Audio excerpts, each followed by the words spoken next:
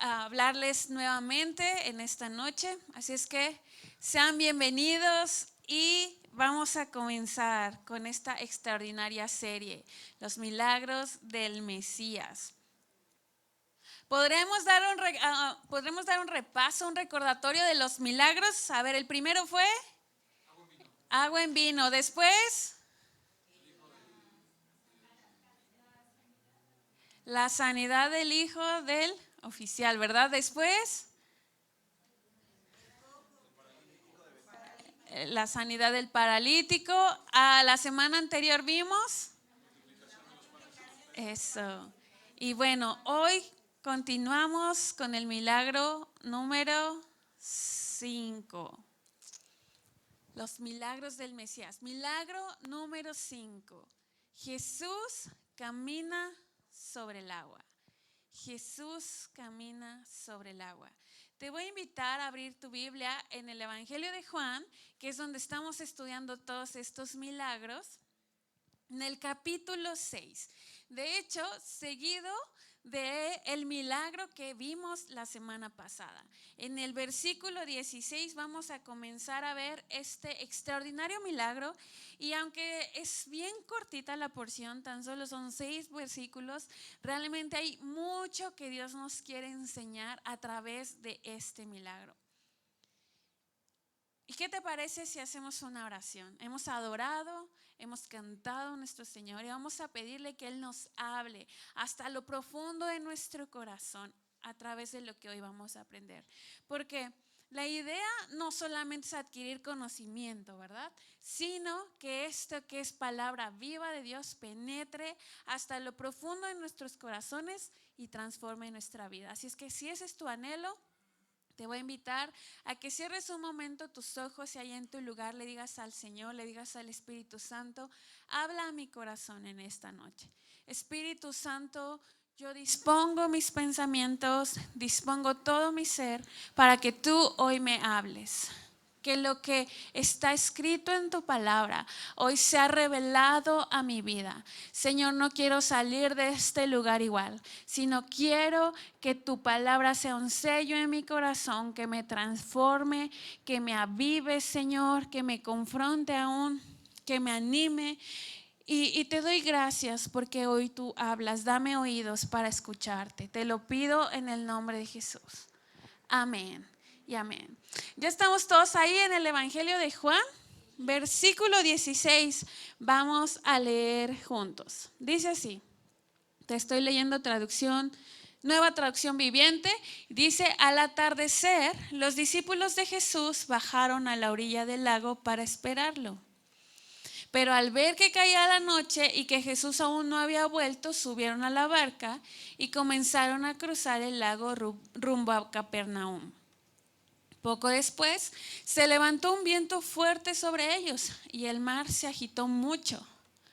Habían remado unos 5 o 6 kilómetros cuando de pronto vieron a Jesús caminando sobre el agua en dirección a la barca. Estaban aterrados, pero él exclamó: no tengan miedo, yo estoy aquí. Último verso. Entonces lo recibieron con entusiasmo en la barca y enseguida llegaron a su destino. Como te decía, 6 pequeños versículos, pero que nos van a enseñar grandes verdades, que hoy Jesús quiere que tú y yo tengamos muy presentes en nuestras vidas. Para empezar, quiero poner un poquito de contexto. Fíjate, el Evangelio de Mateo y Marcos, que es también donde se encuentra este milagro, podemos ver que realmente fue Jesús quien le mandó a los discípulos a adelantarse. Él les dijo: vayan, adelántense, suban a la barca, mientras él despedía a la gente, porque recuerdan que había estado con una multitud, más de 5,000 personas. Y les dice: vayan, adelántense, suban a la barca, yo los alcanzo. Mientras tanto, también nos dicen estos versículos que entre que despedía a la gente, él quiso tener un tiempo a solas para orar a su Padre. Pero fíjense qué interesante es que lo que va a acontecer en este milagro, ahora es muy diferente a lo que sucedió versículos antes, con la alimentación de los más de 5,000. ¿Por qué? Porque fue un milagro a multitudes, ¿cierto? O sea, hubo más de 5,000 testigos. Y el milagro que ahora va a acontecer es algo más íntimo, más personal, más privado. Y esto es hermoso porque nos habla de cómo Jesús desea esta comunión personal, esta comunión privada, cómo Él desea mostrarnos a cada uno algo especial y algo importante. Así es que, primer verdad que conocemos a través de estos versículos, y es que pasaremos por pruebas. ¿A cuántos les entusiasma esta verdad? No, ¿verdad? Lógicamente, a nadie nos gustan las pruebas, a nadie nos gustan las dificultades, pero te tengo noticias. Como discípulos, como hijos de Dios, vamos a pasar por pruebas. Si alguien te dijo, vente, hazte cristiano, todo va a ser fácil, no es verdad. O sea, te vendió una falsa idea. ¿Por qué? Porque vamos a pasar por pruebas. Jesús les dijo, suban a la barca y adelántense en el mar. Vayan, ¿verdad? Vemos en el versículo 17 que los discípulos hacen esto, suben a la barca, se adentran hacia lo profundo del mar y de repente les agarra la noche. De hecho, en la Reina Valera dice que era la cuarta vigilia. Yo quiero que uses mucho tu imaginación, ¿sale? Para este milagro. Porque, ¿cuántos hemos visitado alguna vez el mar? Y hay de mares a mares, ¿cierto? O sea, hay unos más embravecidos que otros son muy tranquilos y puedes ir profundo y sigue tranquilo. Pero hay otros que entre más te adentras se pone interesante la cosa. ¿Alguien ha ido al revolcadero famoso en nuestro país? ¿Sí? ¿Los ha revolcado esas olas? A mí sí. Es padre, pero, o sea, no es profundo, pero qué fuerza tiene el mar. Bueno, dice aquí, o sea, imagínate la escena, caída la noche, la cuarta vigilia, estamos hablando más o menos entre las 3 y las 6 de la mañana. ¿Qué tal está el ambiente a esa hora? Interesante, ¿verdad? Denso. Pero Jesús les dice, vayan, o sea, atraviesen el mar, adelántense. Y entonces ellos se suben a la barca y comienzan a cruzar, comienzan esta travesía de noche, de madrugada más bien. ¿Sabes? Así como los discípulos tuvieron que atravesar el mar para llegar al destino que tenían que llegar, de igual manera tú y yo vamos a atravesar ciertas pruebas, ciertos procesos que son necesarios para llegar a nuestro propósito. El peligro era inminente, el peligro era inclusive creciente, porque nos dicen estos mismos versículos que poco después se levantó un viento fuerte. Y esto tiene que ver con un viento en contra. ¿Sabes? Como hijos de Dios, muchas veces vamos a atravesar por situaciones que vayan en contra, vamos a ir como a contracorriente. ¿Se acuerdan? La semana pasada yo les dije que guardaran en su mente esta imagen. ¿La tienen? Puedes ver aquí el mar de Galilea, y este mar tiene una peculiaridad, y es que tiene una forma como de tazón. Entonces, cuando este mar está tranquilo, pues es muy apacible, muy hermoso, las aguas son muy calmadas y está tranquilo, está bonito. Pero cuando se empieza a levantar el viento, cuando empieza a agitarse un poco el agua a causa de este viento, esta misma forma hace que el viento como que cree un rebote y esto genera una mayor tempestad. No he tenido el privilegio de conocer este lugar, pero sí he escuchado de varias personas que cuando en este lugar hay una tormenta, realmente se vuelve una tormenta, por la misma forma en la que está constituido, se empieza a hacer como una especie de remolino en el mismo lugar. Y esto genera pues una tempestad más rápida y más violenta, por así decirlo. Hace años, mi familia y yo tuvimos la oportunidad de ir a una playa donde parte del atractivo era que tú pescaras tu comida. Y entonces dijimos, sí, qué padre, vamos a pescar. Y nos subieron a una lancha. Solo íbamos mi familia y yo. Y ya estando ahí en la lancha, todos con nuestro chalequito, hasta decíamos, pues por protocolo, ¿no? Nos ponen el chaleco salvavidas y ya vamos ahí adentrándonos. Y yo dije, ya vamos a llegar. Y ya casi vamos a llegar, sí, ya mero, pero cada vez íbamos yendo más profundo porque resulta que lo que íbamos a pescar pues era algo de este tamaño, no eran tan chiquitos. Y conforme íbamos avanzando hacia lo profundo para encontrar nuestra pesca, cada vez la lancha saltaba y rebotaba más. O sea, llegaba un momento en donde literal ya no tocábamos el asiento y nada más, o sea, saltábamos y azotábamos. Y eso que no fue tan mar adentro, pero conforme íbamos atravesando, llegando al destino, o sea, se embravecía. ¿Sabes? En la vida va a pasarnos algo similar. Al ir encauzándonos hacia lo que Dios tiene para nosotros, nos vamos a encontrar con dificultades. Nos vamos a encontrar con pruebas. Que no te sorprenda cuando estés atravesando por una prueba, porque son necesarias. Escucha esto que me encantó cuando lo leí, dice, ¿cuántos de aquí somos cristianos? ¿Sí? ¿Somos cristianos? Pues esto es para ti. La prueba forma parte de la dieta a la que todo cristiano debe atenerse. Ay, o sea, es necesario. Ahora, entiéndeme una cosa, no estoy hablando de tentaciones, eso es otro asunto, y no estoy hablando de consecuencias por malas decisiones. Estoy hablando de esas pruebas que sin que lo previeras llegan a presentarse y son necesarias, son parte de nuestra vida cristiana, son parte de nuestra dieta como cristianos. ¿Y por qué son necesarias? Así como estos discípulos. Jesús tenía un propósito. Jesús sabía cómo era el mar de Galilea y lo que podía acontecer. Por supuesto que él sabía a lo que se enfrentaban. Pero como te decía en un principio, ahora él quería mostrarles algo personal.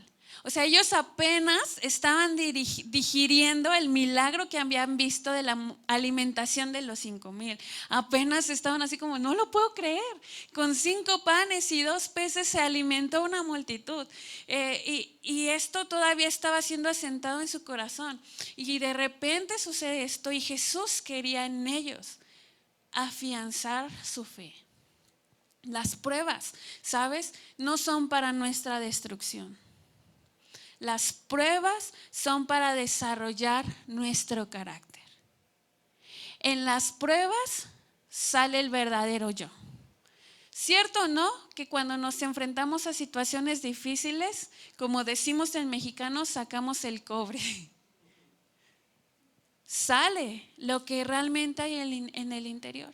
Y las pruebas hacen en nuestras vidas esto: forjar, desarrollar carácter. ¿Qué es carácter? Carácter no es ser una persona enojona. Carácter no es el que manda más. Al contrario, podríamos decir que esa persona que no tiene dominio sobre esa emoción de enojo tiene falta de carácter. O sea, carácter es realmente estar controlados o actuar como Jesús mismo lo haría. En medio de la prueba también se manifiesta el fruto del Espíritu Santo en nuestras vidas. El fruto del Espíritu Santo. ¿Qué es el fruto del Espíritu Santo? Gozo, paz, paciencia, ¿verdad? Bondad, mansedumbre, templanza. Todo eso debía salir o debe mostrarse, se desarrolla en medio de la prueba. podemos dar testimonio de que en los momentos más difíciles de nuestra vida es donde hemos podido experimentar más crecimiento, más la presencia de Dios. Se ha desarrollado algo en nuestras vidas. Yo doy testimonio de eso, de que ha sido en los momentos difíciles donde se ha puesto a prueba y ha salido o más mostrándose más el fruto del Espíritu Santo, a diferencia de los momentos fáciles. Entonces, las pruebas son parte de nuestra dieta y tienen este propósito. Y para ejemplo, tenemos a muchos hombres y mujeres de la Biblia. Recientemente veíamos a uno, ¿verdad? Abraham. ¿Las vio fácil?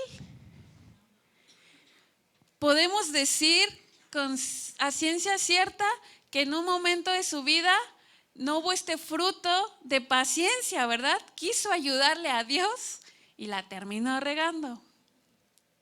Pero en otro momento sí la tuvo y se forjó esto. Bueno, yo lo entiendo después de más de 20 años esperando la promesa.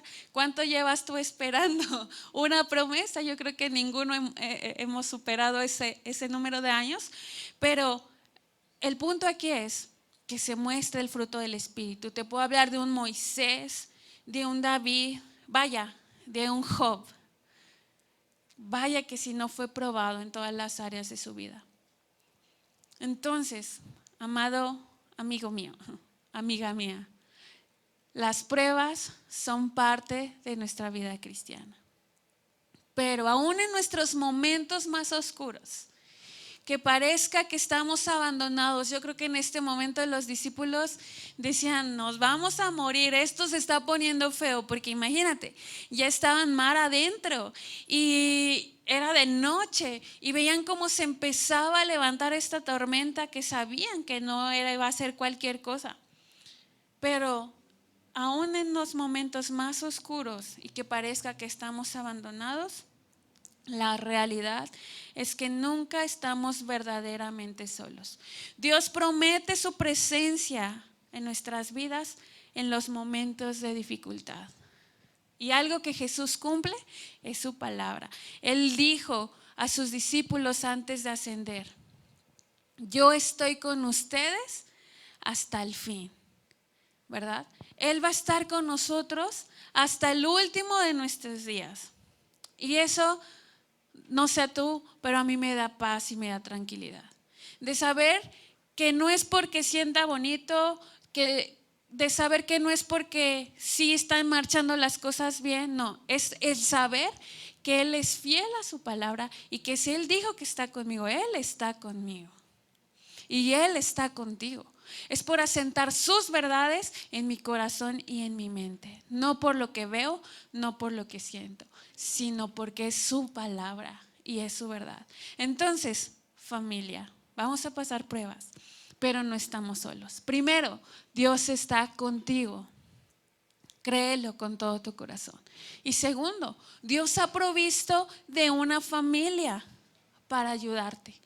Mandó a los discípulos, cada quien por su lado, los mandó juntos. Los mandó como una familia. Y sabes, Dios ha provisto de una familia también para que sea tu apoyo. Voltea con el que tienes al lado o ahí cerquita y dile, estoy para apoyarte, amigo, amiga, hermano.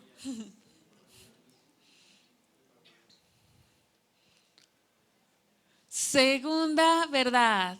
¿Vamos bien? Segunda verdad que encontramos en este milagro, y es que Dios tiene completo dominio sobre toda su creación.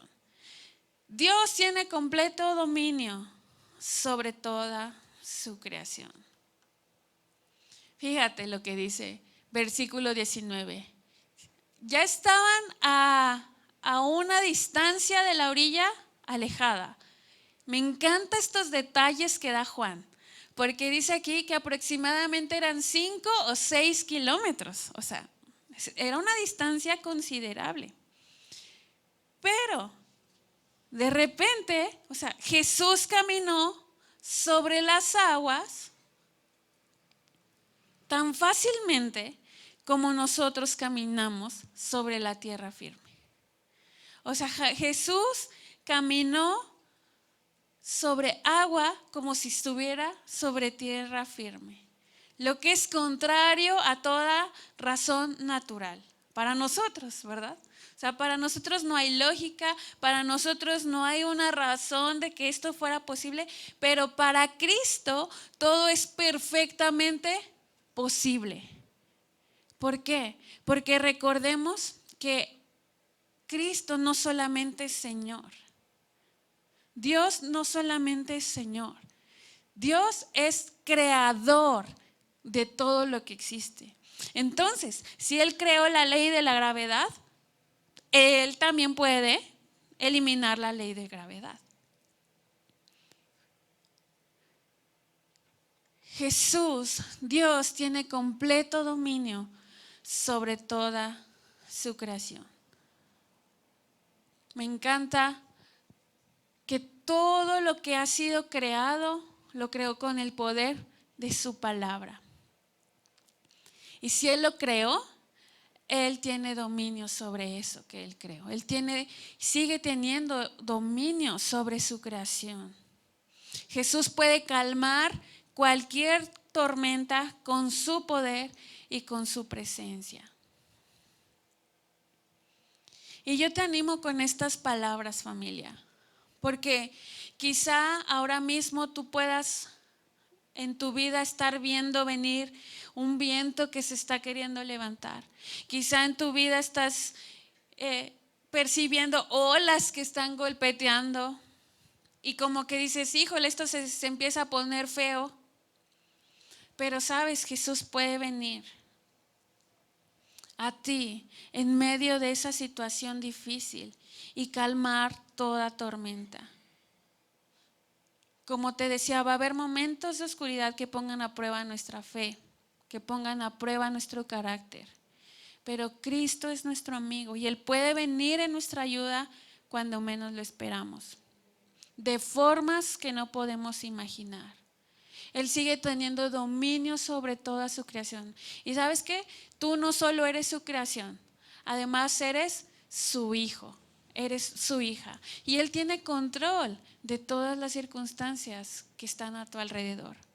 Así es que no hay por qué temer, porque Dios sigue teniendo completo dominio. No crean que de repente un día así despierta Dios y dice, ¡chin!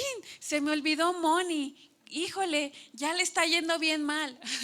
No, Dios sabe que ahí está Moni. Dios tiene cuidado de Moni. Dios está permitiendo algunas pruebas porque quiere desarrollar en Moni un carácter. Dios está permitiendo ciertas situaciones porque quiere que dé más fruto su vida. Pero Él sigue teniendo completo control, completo cuidado de la vida de Moni, de cada uno de nosotros. Dios está en control. Dios es soberano y Dios tiene propósitos con todo lo que Él hace en nuestras vidas. Que nunca se nos olvide que Él es el Dios creador, que Él es el Dios soberano, que tiene dominio sobre todas las cosas. De repente surgen situaciones, ¿verdad? Y uno dice, ¿cómo? O sea, ¿por qué eso tan terrible? ¿Por qué inocentes están pagando tanta crueldad? Podríamos decir, y es verdad, hay muchas cosas dolorosas en este mundo. Pero Dios sigue teniendo control sobre todas las cosas. ¿Se duele su corazón de esas terribles situaciones? Yo creo que sí, porque Él es bueno, porque Él es misericordioso, pero también eso muestra la necesidad que tenemos como humanidad de nuestro Dios. Pero Dios no ha perdido el control de nada. Dios sigue teniendo dominio sobre toda su creación, sobre tu vida y sobre mi vida. ¿Lo crees? Amén. Así es que, así como Jesús caminó sobre las aguas como si nada, o sea, yo me imagino a un Jesús, eso no lo dice la Biblia, es mi perspectiva, aclaro, pero yo puedo ver a un Jesús acercándose tan tranquilamente a la barca en medio del viento, en medio de la oscuridad de la noche, y en mi opinión no llevaba un tazón de palomitas porque habían quedado saciados en la multiplicación de los panes, pero yo puedo percibir a un Jesús tan tranquilo, caminando sobre las aguas, porque sabe que Él es Señor Creador y tiene dominio sobre todo. Así es que igualmente nosotros tranquilos, tranquilos, porque en medio de la tormenta Dios es poderoso para calmar la tormenta. Y aun si no la calma, en medio de la tormenta, Él es nuestra paz. Él es nuestra seguridad. Amén. Tercer verdad que encontramos, y creo que va muy de la mano con la anterior, y es que Dios no cambia. Dios no cambia. Hay una materia que se llama los atributos de Dios en el Instituto Ancla Comercial. Yo te animo. Aprovecha el próximo trimestre que está por comenzar el próximo año. De verdad vale la pena. Y algo que me encanta de los atributos de Dios, o sea, sabemos que Él es eterno, que Él es omnipresente, que Él es digno, pero uno de los atributos que amo de Dios es que Él no cambia. No cambia, sigue siendo el mismo ayer, hoy y siempre, por los siglos. Hebreos capítulo 13, verso 8 lo expresa así: Jesucristo es el mismo ayer, hoy y por los siglos. O sea, Jesús sigue siendo el mismo que abrió el mar. Dios que abrió el mar sigue siendo el mismo que multiplicó los panes y los peces, sigue siendo el mismo que convirtió el agua en vino, sigue siendo el mismo que caminó sobre las aguas.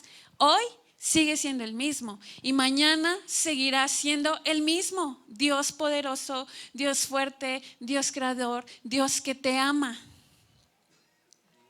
Yo sé que esto choca mucho en nuestra mente porque nosotros somos bien cambiantes. No voy a decir quién para no quemar, pero tan solo hoy en el fútbol, ¿no? ¡Vamos México! ¡Sí! Todos somos mexicanos. Y después, vaya, esos mexicanos, no sé qué, nada más se emocionan, ¿cierto? O sea, somos muy vulnerables. O sea, a veces estamos bien contentos y a veces ya no queremos nada de la vida, ¿sí o no? Bueno, lo digo por mí, ¿eh? Somos cambiantes, pero Dios no cambia. En Él no hay sombra de variación. Él sigue siendo exactamente el mismo. Y esto es maravilloso. Entender que Dios no cambia. Fíjate lo que Él les dice.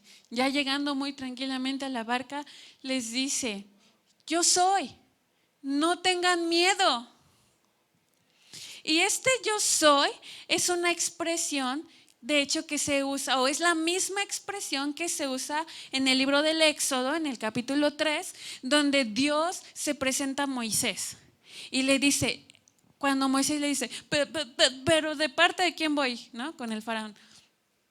Y les dice, yo soy, te envía, yo soy el que soy. Yo soy. Y esto habla de la divinidad de Dios. Y Jesús aquí mismo les está diciendo a sus discípulos, yo soy. O sea, yo soy Dios, no teman. Yo estoy aquí, yo soy Dios. Y interesante, porque Juan usa esta misma expresión repetidas veces en el Evangelio. De hecho, tuvimos una serie que se llamó así, Los 7 yo soy de Jesús en el Evangelio de Juan. Qué bendición de serie, ¿verdad? Lástima que todavía no se grababan. Pero ahí te invito a que lo indagues en este mismo evangelio. Y Jesús les dice a sus discípulos en medio de esta tormenta, yo soy, no teman, yo soy Dios. Yo no cambio, yo estoy con ustedes. Yo sigo teniendo el control de toda situación. Yo sigo teniendo propósitos para tu vida. Yo sigo estando ahí. No teman. Y hoy nuevamente Dios nos recuerda eso a nuestras vidas. ¿Que vamos a pasar pruebas? Sí, pero Dios nos dice, yo sigo siendo Dios y estoy contigo. No temas. Recordemos que Él no cambia. Recordemos que Él sigue siendo bueno. Realmente no es que, hoy despertó Dios y no despertó de muy buen humor. Ay, a ver con qué me voy a desquitar hoy. No, Dios es bueno. Dios sigue siendo misericordioso. Dios sigue extendiendo gracia. Dios sigue siendo justo. Dios no cambia. Y nos dice a ti y a mí, yo soy el que soy. No temas. No temas. Ahora, eso es una apreciación personal también. Si Dios te ha estado hablando y haces como que no oyes, entonces sí ten un poquito de miedo. Porque ¿quién le va a ganar a Dios? ¿No? Pero yo sé que todos los que estamos aquí estamos dispuestos, ¿verdad?, a escuchar su voz. Estamos dispuestos a obedecerle. Estamos dispuestos que aunque nos cueste, aunque nos da miedo a veces, podemos decir, nuestro Dios no cambia, nuestro Dios nos sigue sosteniendo y no hay nada que temer. Y eso nos lleva a la última verdad de la que te quiero hablar esta noche. Verdad número 4, Jesús en la barca. Jesús en la barca. ¿Por qué? Porque Dios sigue siendo Dios. Dios sigue siendo soberano, creador de todo. Pero Dios no obliga a nadie a nada. Fíjate lo que dice el último versículo de este milagro. Entonces lo recibieron con entusiasmo en la barca y enseguida llegaron a su destino. Jesús en la barca. Esta expresión de lo recibieron con ánimo. La barca representa tu vida y mi vida. Esta barca de nuestra vida ha tenido ese encuentro con el Salvador, ha tenido ese encuentro con Dios. Pero la diferencia está aquí, ¿verdad? En la presencia de Dios. Lo veíamos en los primeros milagros, ¿cierto? Y entonces donde estaba Jesús es donde sucedía el milagro. Y la presencia de Dios es lo que hace la diferencia en la vida de una persona. La presencia de Dios es lo que hace la diferencia en la vida de una persona. Y yo te invito a meditar un poquito, porque ¿cómo estamos recibiendo a Dios? Nos dice en Apocalipsis, ¿verdad?, que Él toca la puerta y llama. No dice, yo llego y pateo la puerta y me meto. No, ¿verdad? Él respeta nuestra decisión, nuestro libre albedrío. Y yo te pregunto, ¿cómo estamos recibiendo a Jesús en la barca de nuestra vida? ¿Le estamos abriendo la puerta de par en par? ¿O le estamos poniendo restricciones? Tal vez le decimos, sí, sí, Señor, tú eres mi Señor. Pero tú eres mi Señor nada más de aquí para acá. Tú eres mi Señor en mi matrimonio, pero no eres mi Señor en mis finanzas. Ahí mando yo, ¿no? Por poner un ejemplo. ¿O realmente estamos recibiendo a Jesús con entusiasmo en la barca de nuestra vida? Diciéndole, Señor, te rindo todo, te entrego todo lo que soy. Te entrego mis sueños, te entrego mis recursos, te entrego mis talentos, los pongo a tu disposición. Te entrego mi vida. Entra en mi barca. Entra y sé tú quien guíe mi barca. Entra tú y sé quien gobierne en esta barca. ¿Por qué? Porque queremos llegar al propósito, ¿cierto? Queremos que se cumpla el propósito de Dios en nuestras vidas. Queremos llegar a nuestro destino. ¿Amén? ¿O solo yo? Queremos que se cumpla el propósito de Dios en nuestra vida. Pero para eso es necesario que Jesús guíe la barca. Que Jesús tenga el timón de esta barca, que es nuestra vida. Cuando Jesús estuvo en la barca, entonces el viaje se cumplió feliz, se cumplió seguro y se cumplió rápido. Cosa que no estaba sucediendo mientras estaban sin Jesús los discípulos, ¿cierto? Así es que nos conviene rendirnos delante de Dios. ¿Esa fuerza? No. ¿Es un buen consejo rendirnos delante de Dios? Yo creo que sí. Nos conviene. Te voy a invitar a ponerte en pie y vamos a tomar estos últimos minutos para orar al Señor.